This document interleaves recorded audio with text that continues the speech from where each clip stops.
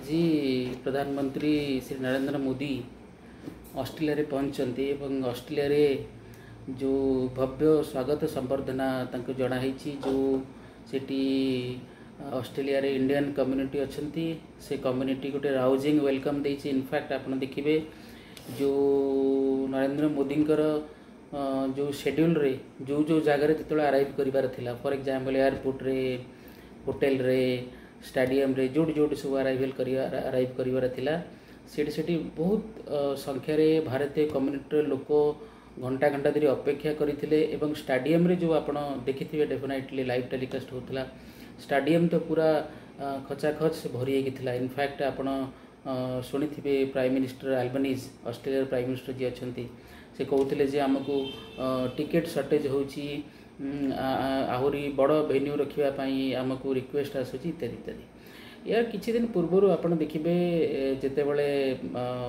2 दिन तले जापान जाइए प्रधानमंत्री पहुँचते G7 समिट रे अटेंड करने कहीं इंडिया बर्तमान गोटे almost permanent invitee to the G7 countries. As you all know, G7 countries, like that group is considered to be a rich group of industrialized nations, etc., etc.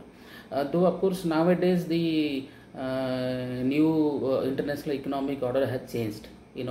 Much bigger countries and much more industrialized nations have come up, like China, like India, Brazil, South Africa, etc., etc. In fact, South Korea also. So therefore, a few days ago, when in fact few years ago, when Donald Trump was the president of America, he in fact proposed that there should be an expanded version of G7 and to make it to G10. G10 that would include India, that would include Australia, that would include South Korea apart from the existing G7 countries, and if possible to add Russia also to make it G11.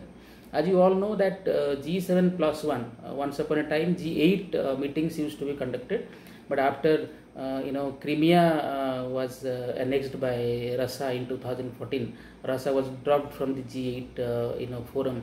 Therefore the name now remains as G7. कथा हूँ जे जो आप देखिए जिते बड़े when Modi arrived in Japan and meetings, scheduled meetings were being conducted, and we saw that Donald Trump came and he was in full praise of Narendra Modi, and he was saying that since you are having a scheduled visit next month to USA, we are getting requests from all quarters, even people whom I don't know, people whom I have never talked to, they are requesting me to lend in the guest list, etc., etc.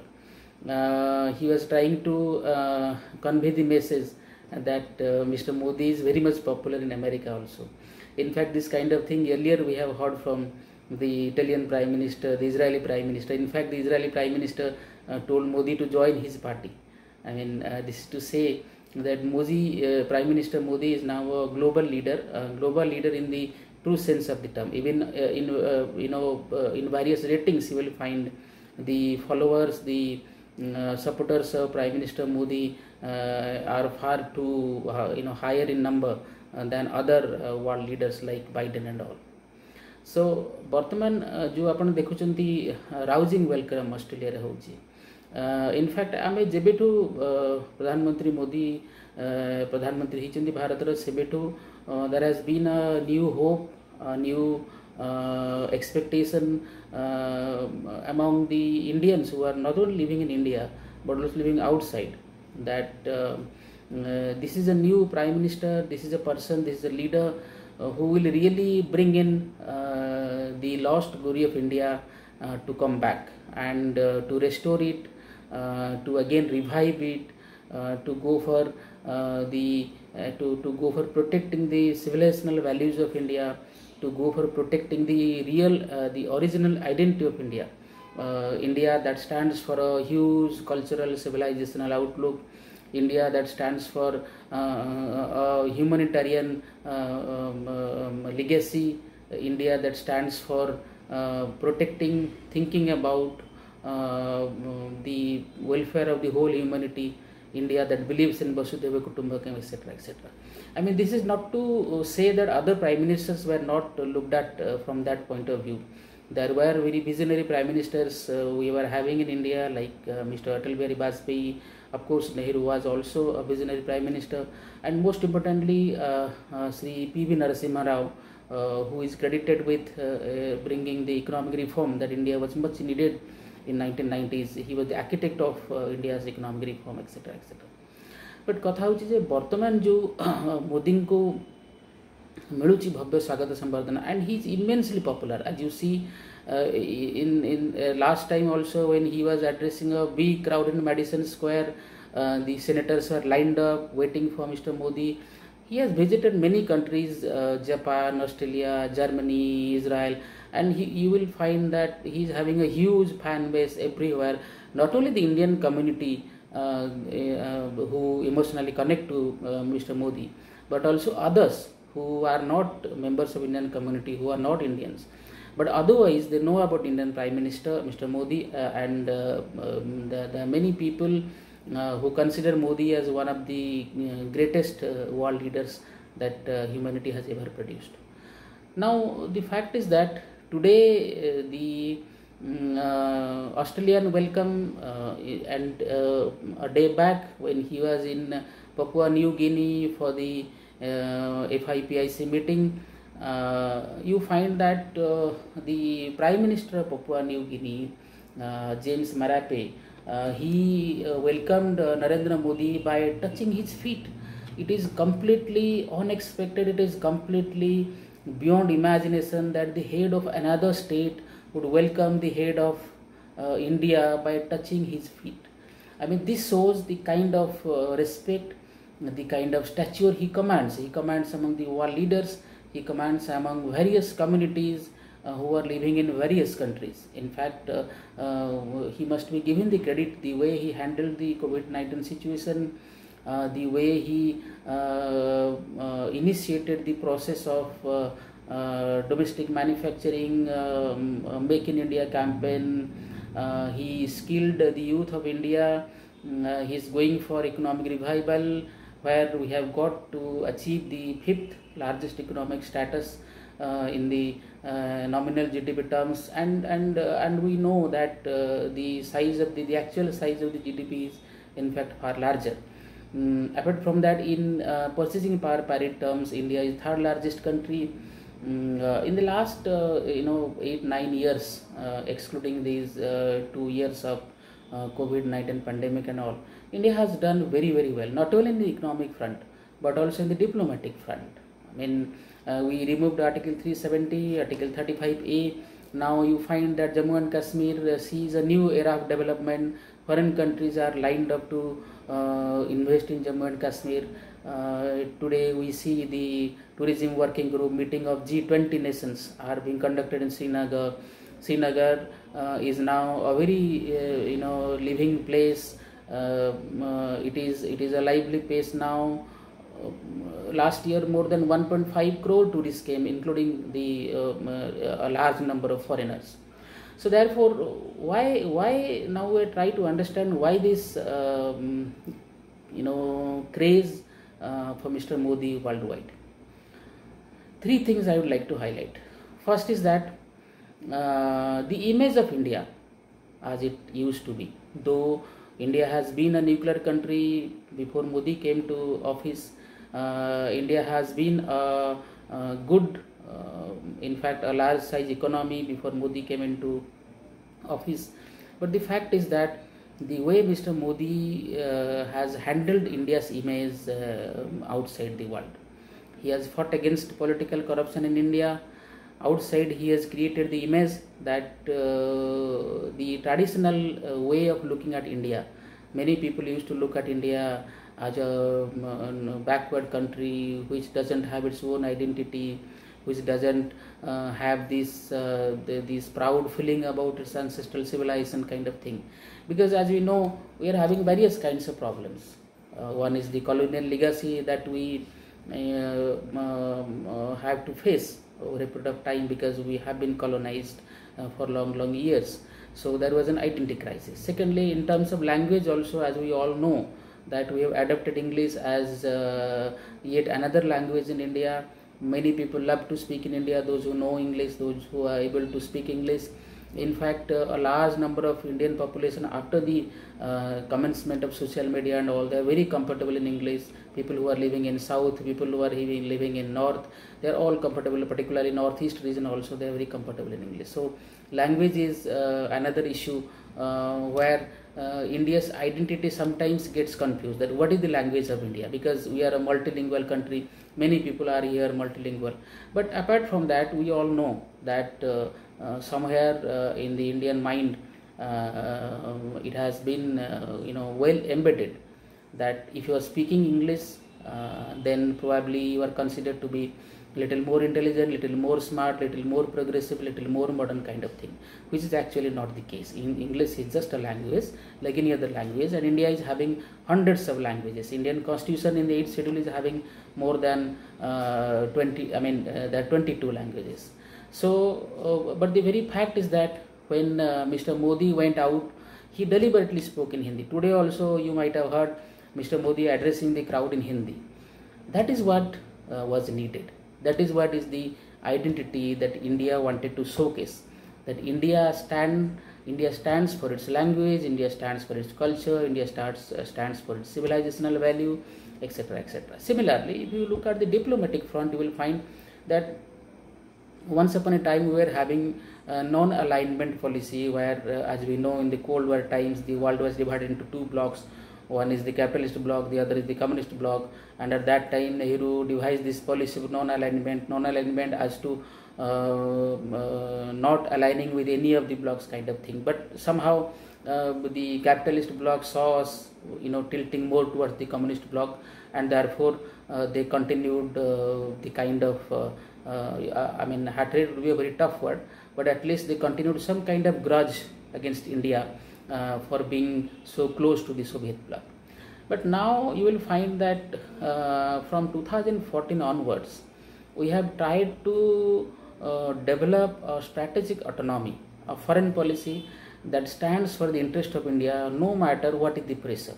I remember when Mr. Bajpayee went for the nuclear test, of course he had to undergo a lot of pressure, but he didn't succumb to the pressure. He went for the test, and thereafter the subsequent sanctions, etc., followed. But India withstood all those things, and finally India was almost, though not in terms of formality, as because we have not signed NPT, we have not signed CTBT.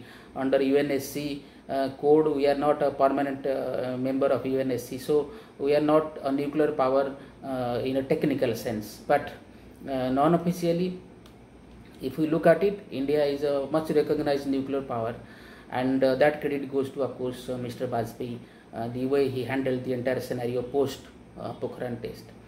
But if you look at today's time, that means 2014 onwards, you will find that on almost every issue, India has tried to withstand all the pressure that are put over India with regard to many issues. Very recently we saw the Ukraine-Russia crisis, the war which is still going on.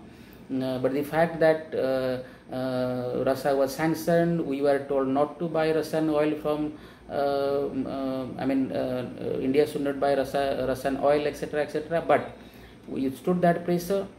We decided that this is simply an economic activity. Our consumers, with a 1.4 billion people, our consumers need cheap oil, and therefore it is a purely economic issue where India as a consumer looks forward to the world market to buy the cheaper oil wherever it is available. It doesn't matter whether it comes from Russia, it doesn't matter whether it comes from Ukraine, etc. So when India was only having 1% of oil import from Russia out of its total import basket, now we are almost importing more than 20% of oil of our total import basket. So this is an analogy which definitely showcases that India is not coming under any pressure at all. Very recently, our Foreign Minister Dr. Jaishankar gave befitting replies to this kind of bizarre questions that used to come on his way with regard to India's relationship with Russia kind of thing. Now USA tried it, USA failed. We also bought S-400 defense missile system from Russia. For the same reason, USA imposed sanctions on Turkey, but USA could not impose sanctions on India. India is a part of Shanghai Cooperation Organizations, where India, China, Russia are very important members in that body. At the same time, India is also a part of the Quad group, where USA, Australia, China and India are the members. So diametrically opposite ideological groupings that we are having, yet India is very comfortable in all kinds of groups. So India has decided to have a autonomous ideological stand with regard to many issues that the world is facing right now, and for that reason you will find that all this credit should go to Team Modi, and particularly Prime Minister Mr. Narendra Modi. So therefore today what you see with regard to the popularity of Narendra Modi, it comes out of the fact, or comes out of the realization that here is a person, here is a leader who basically keeps the interest of India in mind, and is very clear, is very clear with regard to his vision, with regard to his understanding of world politics, with regard to his understanding of international affairs, with regard to his understanding of international relationship, and he has established India almost a kind of Vishwaguru. So the hope that Indians are having who are living in India, that 1.3, 1.4 billion people who are living in India, they have a hope vis-a-vis Modi. They have a hope, they have an expectation, they have some dream with regard to Mr. Modi. Similarly, people who are living outside the country, they realize, in fact, some of definitely they are much better educated, their income capacity is much higher. Therefore, I presume that they are having a much better understanding of international relation and India's position in it. So therefore, they probably better understand that here is a leader who probably is the fittest person to be in the office of Prime Minister, who takes the right kind of decisions, who takes the risk also at times on diplomatic front, on economic front kind of thing. We have seen demonetization, we have seen other important political decisions he has taken, like banning triple talaq, etc., etc. Now there is a discussion of introducing uniform civil code, etc., etc. So now he is having a tough image, he is having a credibility that stands apart. He carries a personality that shines, and therefore the people who are emotionally connected to India, they reasonably feel that Modi is definitely going to give India a much better position in the coming days, and they hope that India will again re-establish, reposition its status, and India will achieve its position in the international arena in a much better manner. I hope we are able to discuss a certain thing. I mean, actually I started with Odia, but then as we know, things come out in English. I am more comfortable in teaching in English. So, but I assure you that over a period of time I will definitely make some of the videos in Oriya. So I request you, all of you, to subscribe to this channel, and definitely press the bell icon so that you will get the notification as and when we upload new videos. Thank you so much.